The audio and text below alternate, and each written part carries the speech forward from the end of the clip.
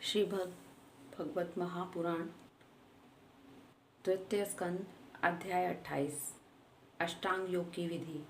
कपिल भगवान कहते हैं, माता जी, अब मैं तुम्हें सभी योग का लक्षण बताता हूँ, जिसके द्वारा चित्त शुद्ध एवं प्रसन्न होकर परमात्मा के मार्ग में प्रवृत्त हो जाता है। यथाशक्ति शास्त्रविहित सब धर्म का पालन करना तथा शास्त्र विरुद्ध आचरण का परित्याग करना, प्रारब्ध के अनुसार जो कुछ मिल जाए उसी में संतुष्ट रहना, आत्मज्ञानियों के चरणों की पूजा करना, विषय वासनाओं को बढ़ाने वाले कर्मों से दूर रहना, संसार बंधन से छुड़ाने वाले धर्मों से प्रेम करना, पवित्र और परिमित भोजन करना, निरंतर एकांत और निर्भय स्थान में रहना, मन वाणी और शरीर से किसी जीव को न सताना,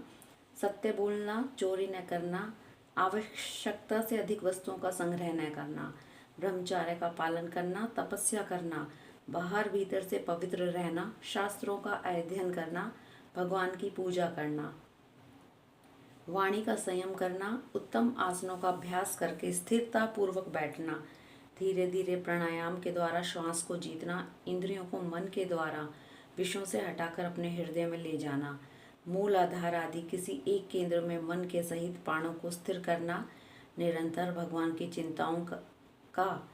लीलाओं का चिंतन और चित्त को समाहित करना, इनमें तथा व्रत दान आदि दूसरे साधनों से भी सावधानी के साथ प्राणों को जीतकर बुद्धि के द्वारा अपने कुमार्गगामी दुष्ट चित्त को धीरे धीरे एकाग्र करें, परमात्मा के ध्यान में लगावें। पहले आसन को जीतें, फिर प्राणायाम के अभ्यास के लिए पवित्र देश में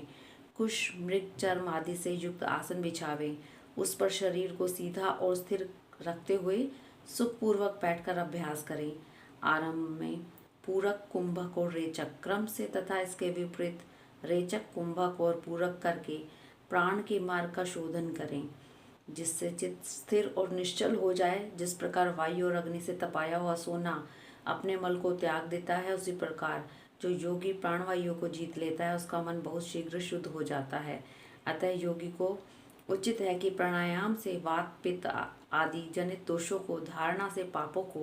प्रत्याहार से विषयों के संबंध को और ध्यान से भगवत विमुख करने वाले राग द्वेष आदि दुर्गुणों को दूर करें। जब योग का अभ्यास करते करते चित्त निर्मल और एकाग्र हो जाए, तब नासिका के अग्र भाग में दृष्टि जमाकर इस प्रकार भगवान की मूर्ति का ध्यान करें। भगवान का मुख कमल आनंद से प्रफुल्लित है, नेत्र कमल कोश के समान रत्नारे हैं, शरीर नील कमल दल के समान श्याम है, हाथों में शंख चक्र गदा धारण किए हैं, कमल की केसर के समान पीला रेशमी वस्त्र लहरा रहा है, वक्ष स्थल में श्रीवत्स चिन्ह है और गले में कौस्तुभ मणि झिलमिला रही है, वनमाला चरणों पर लटकी हुई है, जिसके चारों ओर भौरे सुगंध से मतवाले होकर मधुर गुंजार कर रहे हैं, अंग प्रत्यंग में महामूल्य हार, कंकण, किरीट, भुजबंद और नुपुर आदि आभूषण विराजमान हैं, कमर में करधनी की लड़ियां उसकी शोभा बढ़ा रही हैं, भक्तों के हृदय कमल ही उनके आसन हैं, उनका दर्शनीय श्याम सुंदर स्वरूप अत्यंत शांत एवं मन और नयनों को आनंदित करने वाला है, उनकी अति सुंदर किशोर अवस्था है, वे भक्तों पर कृपा करने के लिए आतुर हो रहे हैं, बड़ी मनोहर झांकी है, भगवान सदा संपूर्ण लोकों से वंदित हैं, उनका पवित्र यश परम कीर्तनीय है और वे राजा बलि आदि परम यशस्वियों के भी यश को बढ़ाने वाले हैं। इस प्रकार श्री नारायण देव का संपूर्ण अंगों के सहित तब तक ध्यान करें जब तक चित्त वहाँ से हटे नहीं। भगवान की लीलाएं बड़ा दर्शनीय है, अतः अपनी रुचि के अनुसार खड़े हुए, चलते हुए, बैठे हुए,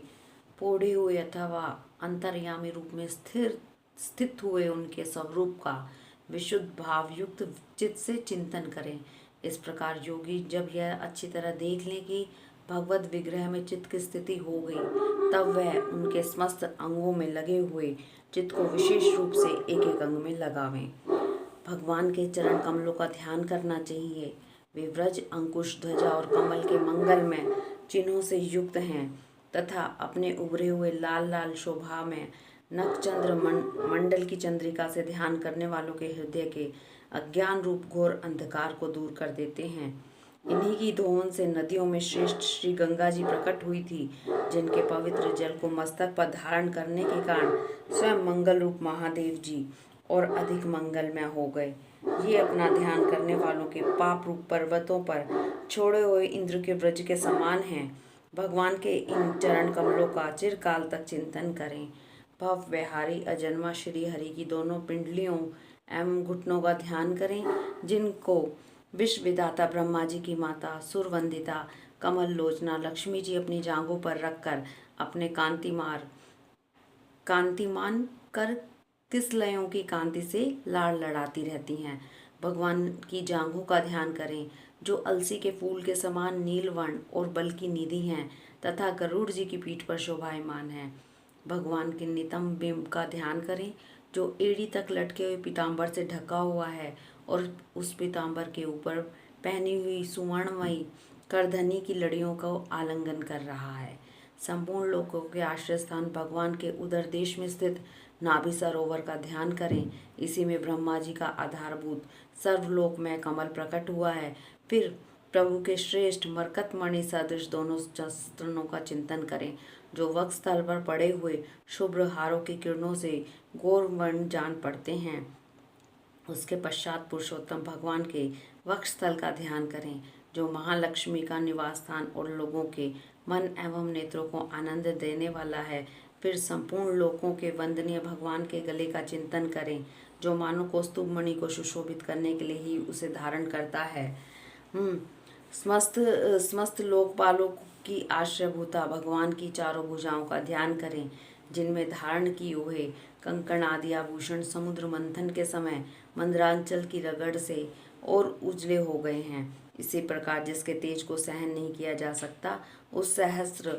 धारों वाले सुदर्शन चक्र का तथा उनके कर कमल में राजहंस के समान विराजमान शंख का चिंतन करें। फिर विपक्षी वीरों के रुधिर से सनी हुई प्रभु की प्यारी कुमोद की गदा का, घोरों के शब्दों से गुंजायमान वनमाला का और उनके कंठ में सुशोभित संपूर्ण जीवों के निर्मल तत्व रूप कौस्तुभमणि का ध्यान करें। भक्तों पर कृपा करने के लिए ही यहाँ साकार रूप धारण करने वाले श्री हरि के मुख कमल का ध्यान करें, जो सुगढ़ नासिका से सुशोभित है और झिलमिलाते हुए मरकराकृत कुंडलों के हिलने से अतिशय प्रकाशमान स्वच्छ कपोलों के कारण बड़ा ही मनोहर जान पड़ता है। काली काली घुंघराली अलकावली से मंडित भगवान का मुखमंडल अपनी छवि के द्वारा भ्रमरों से सेवित कमल कोश का भी तिरस्कार कर रहा है और उसके कमल सदृश विशाल एवं चंचल नेत्र उस कमल कोश पर उछलते हुए मछलियों के जोड़ों की शोभा को मात कर रहे हैं। उन्नत भ्रूलताओं से सुशोभित भगवान के ऐसे मनोहर मुखारविंद की मन में धारणा करके आलस्य रहित हो उसी का ध्यान करें। हृदय गुदा में चिरकाल तक भक्ति भाव से भगवान के नेत्रों की चितवन का ध्यान करना चाहिए, जो कृपा से और प्रेम भरी मुस्कान से क्षण क्षण अधिक बढ़ती रहती है, विपुल प्रसाद की वर्षा करती रहती है और भक्तजनों के अत्यंत घोर तीनों तापों को शांत करने के लिए ही प्रकट हुई है।